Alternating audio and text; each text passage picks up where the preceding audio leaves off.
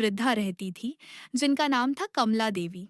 उनके दो बेटे थे, मोहन और सोहन, जो दोनों ही शहर में नौकरी करते थे। कमला देवी की दो बहुएं भी थीं, बड़ी बहू पार्वती और छोटी बहू मीरा। एक दिन कमला देवी आंगन में बैठी चूल्हा जला रही थी। पार्वती पास में बैठी आटा गूंथ रही थी। अरे पार्वती, जरा जल्दी जल्दी कर। तेरे हाथ में तो मिठास है। तेरे हाथ की रोटी का तो स्वाद ही कुछ और है। माँ जी, आप भी बस इतना बड़ा चढ़ाकर तारीफ करती हैं। अरे सच कहती हूँ, तू तो लक्ष्मी का रूप है। और एक वो है कुलक्षणी। जब से घर में आई है तब से घर में कोई अच्छा काम नहीं हुआ है। उधर छोटी बहू मीरा गांव के कुएं पर पानी भर रही थी। वहीं पास में खड़ी दो औरतें पानी भरते हुए बातें कर रही थीं। सुना है कमला देवी बड़ी बहू को तो बेटी मानती है, मगर छोटी बहू से बात भी नहीं करती। हाँ बहन, बुढ़िया को गरीब घर की बहू पसंद नहीं। छोटी बहू तो सीधी सादी है, मगर फिर भी उसे कोई पूछता ही नहीं। दूर खड़ी मीरा इन बातों को सुन लेती है और चुपचाप पानी की बाल्टी लेकर आती है। उसके कपड़े भीग गए थे और वह थोड़ी थकी हुई लग रही थी। माँ जी, कुएं का पानी आज कुछ गंदा था, पर मैं ले आई। हम रख दे। और हाँ, चूल्हे के पास मत आना, कहीं सारी सब्जी खराब हो जाए। जी माँ जी। मीरा चुपचाप बाल्टी रखकर अंदर चली जाती है। उसके चेहरे पर हल्की उदासी थी। काश माँ जी मुझसे भी वैसे ही बात करती जैसे पार्वती दीदी से करती हैं। मैंने तो कोई गलती भी नहीं की, बस इतना है कि मैंने अपने मन से शादी कर ली। क्या यही मेरी सजा है? शाम का समय, कमला देवी और पार्वती आंगन में साथ बैठकर चाय पी रही थी। मीरा रसोई में बैठी बर्तन धो रही थी। पार्वती, तेरे मायके से कोई चिट्ठी आई क्या? हाँ माँ जी, भैया ने लिखा है कि अगले हफ्ते सावन में सबको घर आना है। अरे वाह, तो चल, मैं भी तेरे साथ चलूंगी। बड़े लोग हैं, हमारा खूब आदर सत्कार करेंगे।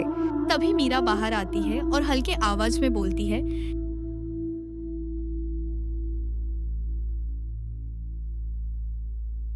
तेरे मायके जाने का वक्त बाद में भी आएगा। पहले घर का काम देख।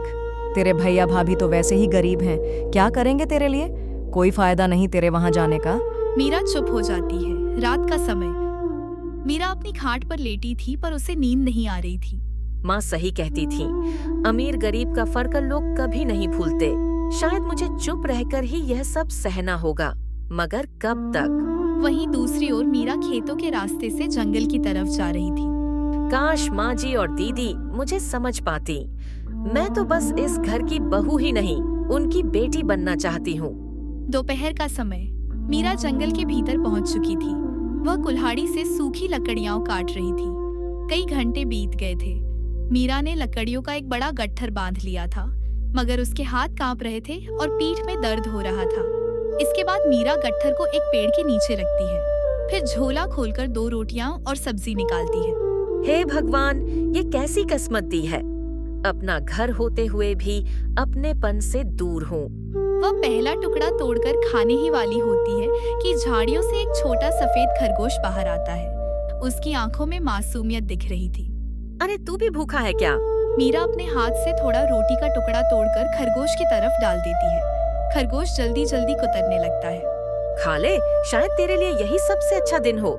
रोटी खाने के बाद खरगोश उछलता कूदता जंगल की झाड़ियों में गायब हो जाता है। उसी समय पगडंडी से एक बूढ़ा आदमी आता है। सिर पर एक पुराना टोकरा रखा था जिसमें कुछ कपड़े और कुछ जड़ी बूटियां भरी थी। बूढ़ा मीरा को इस प्रकार बैठा देखकर रुकता है। बेटी, तू इस सुनसान जंगल में अकेली क्या कर रही है? काका जी, मैं बस कुछ लकड़ी लेने आई हूँ। पहाड़ों पर ये तेरे हाथों में छाले और आंखों के आंसू। ये बता, तू किस मुसीबत में है? मीरा उसकी ओर देखती है। उसके होंठ कांपते हैं, जैसे वह पहली बार किसी अजनबी से अपना दर्द कहने वाली हो। बाबा, मेरा नाम मीरा है। मैं माधोपुर गांव की रहने वाली हूँ, लेकिन मेरी सास और जेठानी मुझे अपनाते नहीं। जो गलती मैंने की ही नहीं, उसके लिए मुझे रोज अपमान सहना पड़ता है। बेटी, ये दुनिया कभी कभी अच्छे लोगों को ही ज्यादा कसौटी पर परखती है, पर तू चिंता मत कर, तेरा भी समय जरूर आएगा। बाबा, आप भूखे लग रहे हो, मेरे पास थोड़ी रोटियां हैं, आप खा लो। नहीं बेटी, तू खुद के लिए लाई है, तू ही खा ले।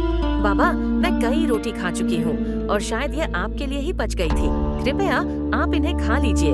फिर काफी मान मनोबल के बाद बूढ़ा रोटी और थोड़ी सब्जी खा लेता है। रोटी खाने के बाद गंभीर आवाज में बोलता है, बेटी, याद रखना, अगर कभी भी कोई मुसीबत आए तो अपने हम बुजुर्गों और पूर्वजों को याद करना। हमारे पूर्वज बुरे समय में हमारा साथ देते हैं, बस सच्चे दिल से उन्हें पुकारना। बाबा, क्या सच में ऐसा होता है?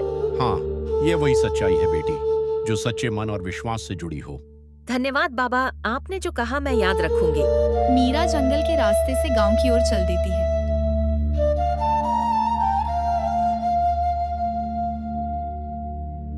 रात का समय। कमला देवी, पार्वती और मीरा अपने अपने बिस्तर पर सो रही थी। बाहर से झींगुरों की आवाज आ रही थी।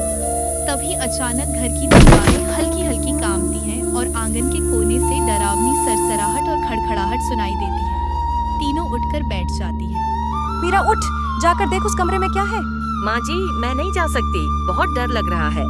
डर लग रहा है तो यहाँ किस लिए बैठी है? जा, वरना अभी निकाल दूंगी घर से। मीरा मजबूरी में उठकर धीरे धीरे कमरे की ओर बढ़ती है। दरवाजा आधा खुला था, अंदर अंधेरा पसरा था। जैसे ही मीरा अंदर कदम रखती है, कमला देवी बाहर से दरवाजा धड़ाम से बंद कर देती है। अंदर मीरा कमरे में चारों ओर देख रही थी। अचानक वह देखती है एक बड़ा सा सांप फन उठाए खड़ा था। बचाओ, कोई दरवाजा खोलो। वह दरवाजा पीटने लगती है, लेकिन बाहर से कोई जवाब नहीं आता। बाहर आंगन में कमला देवी पार्वती से फुसफुसाकर कहती हैं, लगता है अंदर कोई खतरनाक जानवर घुस आया है, आज ही इससे छुटकारा मिल जाएगा। ये सुन पार्वती हल्की सी मुस्कान देती है। अचानक कमरे में हल्की सुनहरी रोशनी फैलने लगती है। सांप फुफकारना बंद कर देता है। वह किसी अदृश्य शक्ति के वश में होकर धीरे धीरे सर झुकाकर कोने में चला जाता है। मीरा अब भी आंखें बंद किए खड़ी है। बाहर आंगन में कमला देवी और पार्वती धीरे से दरवाजे के पास आती हैं। चल देख आते हैं, अब तक तो उस जानवर ने उसका काम तमाम कर दिया होगा। दरवाजा खुलते ही दोनों अंदर कदम रखती हैं, लेकिन जैसे ही नजर कमरे के भीतर पड़ती है, उनकी आंखें फटी की फटी रह जाती हैं। कमरे के कोने में फर्श पर बिखरे हुए ढेर सारे सोने चांदी के सिक्के और गहने चमक रहे थे।